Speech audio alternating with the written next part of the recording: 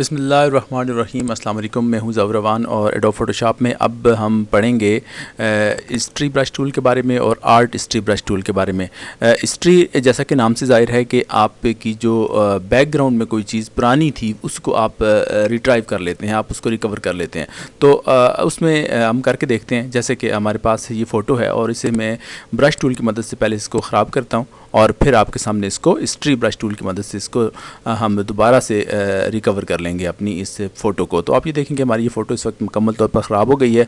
अब हम यहाँ पे हिस्ट्री ब्रश टूल का इस्तेमाल करेंगे।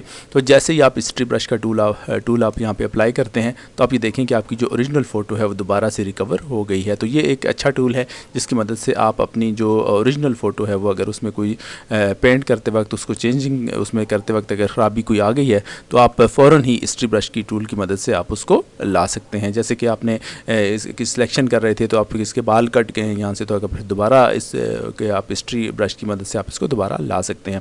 इसके बिल्कुल साथ ही आप देखें तो आर्ट हिस्ट्री ब्रश टूल है।